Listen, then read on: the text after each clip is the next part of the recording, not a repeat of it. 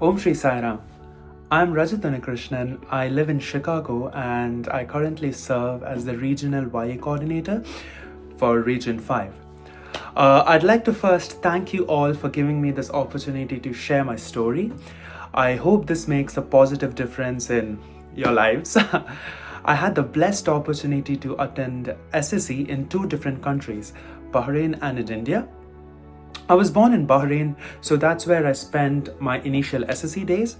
I graduated SSE by completing my Group 3 and Group 4 in India. When I was first approached to share my experience for today, I was thrilled and I took up this opportunity at once.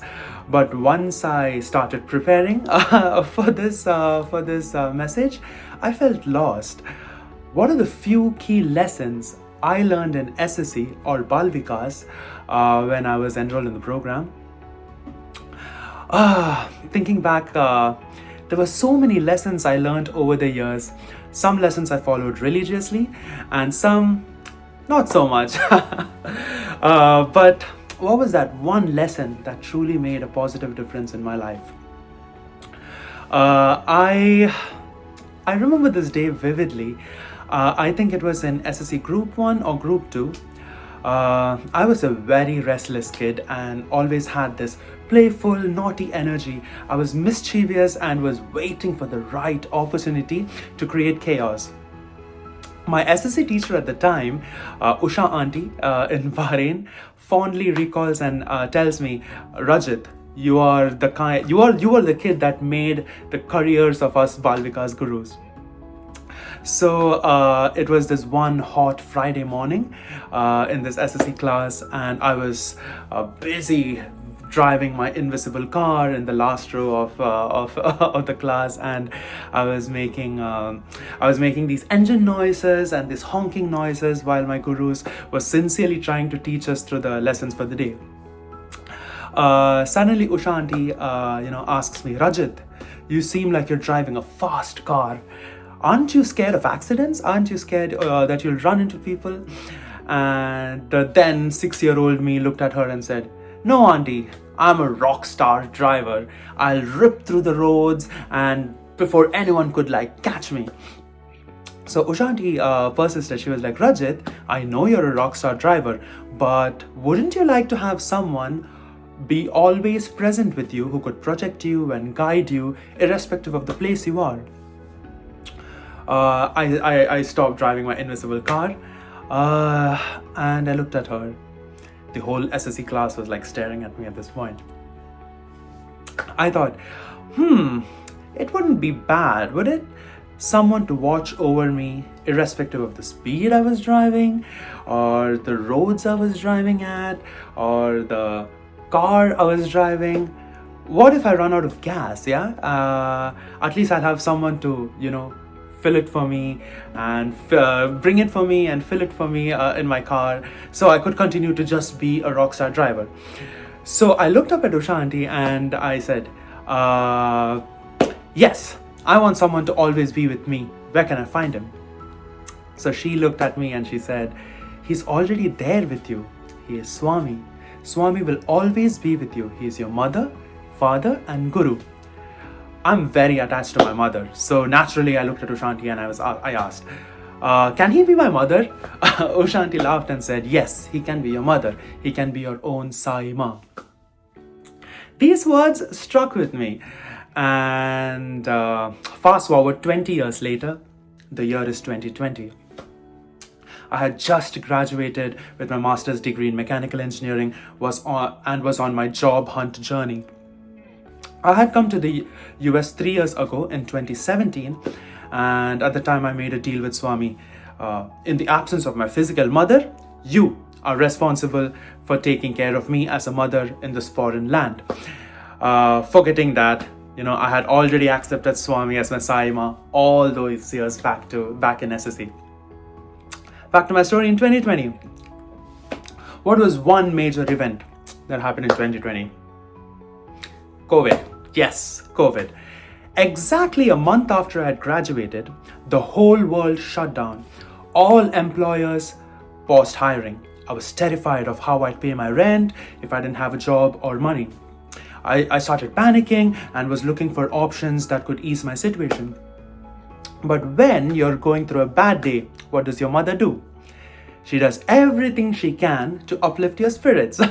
My Sai Maa was no different.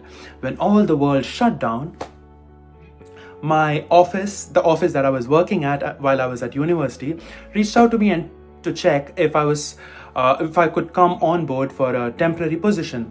They offered a generous salary too. I was surprised and thrilled by this timely offer and immediately jumped at the opportunity.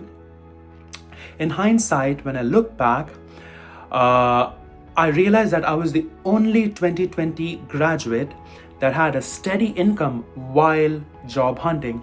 All the others that I knew were living off of their friends' generosity. So this university, they offered me 900 hours, which would amount to 25 hours a week. Remember this, yeah? 25 hours a week, 900 hours, meaning that I had a steady income starting from May 2020 to April 2021, almost 11 months. When everyone, the whole world was scrambling and panicking to make ends meet, my Sai Maa kept me on a cloud 9. So in February 2021, slowly the job market started opening up and I landed my first interview in a very, very well-reputed company. I was thrilled and poured myself into the interview interview preparations, so that I put my best foot forward for this company. Soon it was interview day, and mid-interview, the interviewer realized that, hey, he misunderstood some part of my experience and called me my mistake. I didn't even know how to react. My heart broke. How could someone make a mistake, right? He had got all my hopes up and for no reason. And suddenly now I'm all back to square one.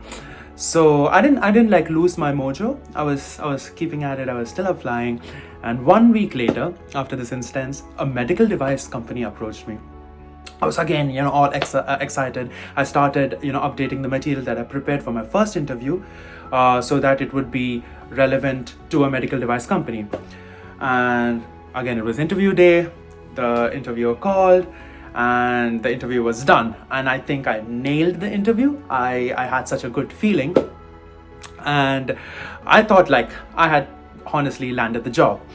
A week later, the recruiter calls me and said that the team thought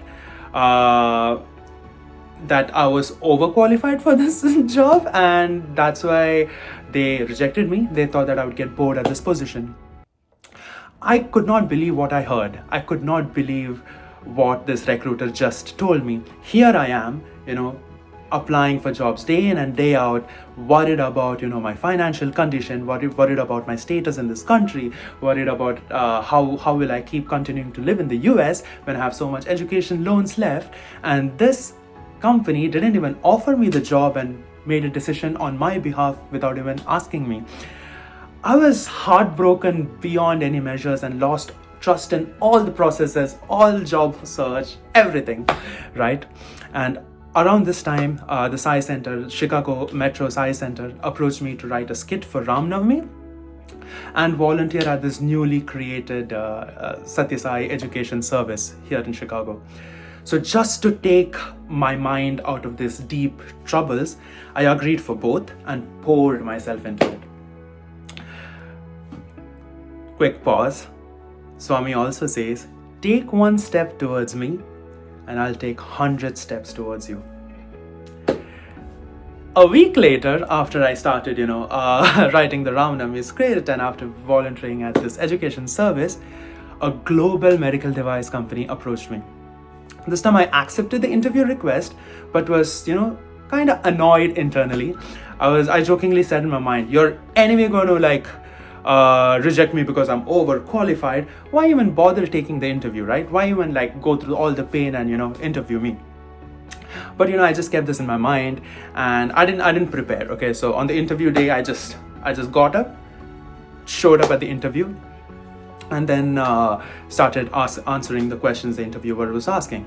Gladly, I had prepared so well for the second interview that, all these answers were like flowing out of me naturally. I was speaking confidently with a smile on my face, and I didn't, so once the interview was done, I didn't even bother reflecting on, how the interview went, how was my experience, and directly dived into, the Ram Navami skit preparations. One evening on April 2nd, 2021, while I was writing Rama's dialogues for the Ram Navami skit, my recruiter called me. She told me that I didn't get the job, but I wasn't expecting the job either. So with a smile on my face, I told her, hey, it's okay. Maybe something else will come or something better will come my way. It's fine. It's not your fault.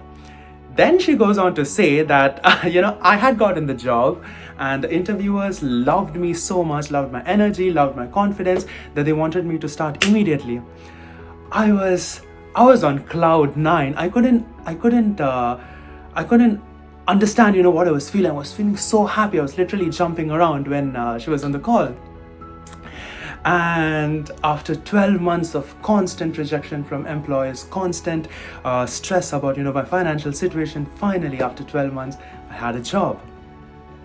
And the next day, when I went to my workplace to put in my timesheet, I saw that 872 hours of employment were complete, right?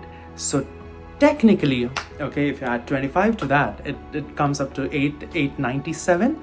So technically the next week at this university employer, I wouldn't have had a job. And today I just received my offer letter. And this is typical Swami's plan, right? Just at the right time, I got my permanent final job.